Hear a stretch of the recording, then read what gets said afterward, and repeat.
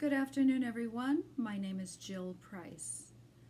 I come to you today to persuade you, not through statistics, graphs, PowerPoint presentations, and reason, but through storytelling.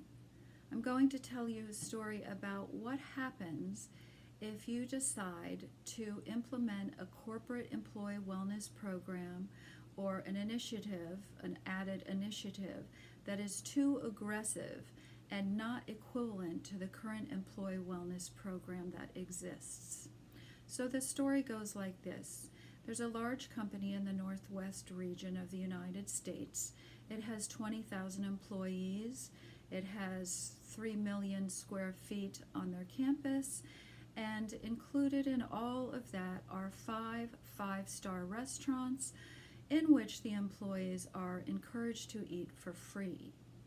Now, this company thought they had developed a very advanced, robust corporate wellness culture. And so management thought it not too far-fetched or overzealous to implement a brand new program called Meatless Mondays. Meatless Mondays works like this. The management went to each of the chefs in each of the 5 restaurants and said, please do not make any dishes that include meat on Mondays. Well, the program, needless to say, fell flat on its head. It was a complete failure. The employees did not like being told what they could and could not eat. The employees did not like the decision of what they thought was healthy being taken away from them. And they also did not like the restriction of being told what they must eat. So what happened was a small core group of employees met in the parking lot every Monday morning with their barbecue grills, and they began grilling out the most heinous meat you could imagine. Sausage, lamb, beef tongue, bacon, all the worst of the worst meats. Well, the group grew.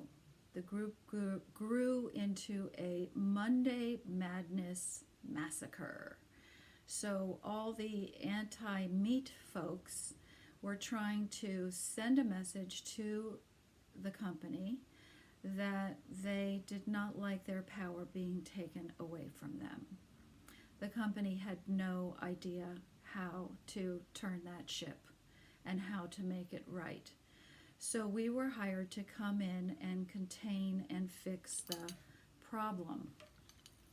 The first thing we did was question everyone we could, from the top executives, the corporate CEOs, management, the employees that were on board with the Meatless Mondays, the employees that were not on board, and especially we questioned the antagonists who were in the parking lot grilling out that food. Once we got our questions answered and crunched the numbers and came up with an analysis, we decided the next thing to do was to get a recording, an email recording from the corporate executives, the CEOs, admitting and acknowledging that they had jumped the gun, that they were too aggressive in their approach to employee wellness, and that they promised change. And the change that happened was this. We took that Meatless Monday program and turned it on its head. Instead, we made a challenge out of it. We asked the chefs to please on Mondays make 2 dishes looking equally alike. One was meated, one was not. The dishes were not labeled as such, but they were labeled A or B. Throughout the week, the employees recorded which dishes they chose and then reported back to the company every Friday. On Fridays, an announcement was made as to which dishes were meated and which dishes were not, and they also included nutritional information like calorie count, fat content, number of carbohydrates, etc., so that when people saw what they were eating all week long and saw the comparison of what they could have been eating all along, they were able to see for themselves and make the choice for themselves. And that went a long way to earn back the trust of the employees. So not only did the CEOs and management learn what to and what not to include in an employee wellness program, they also learned to ask themselves, what would they do in the situation the employees found themselves in, under the circumstances in which the employees found themselves? What would they do?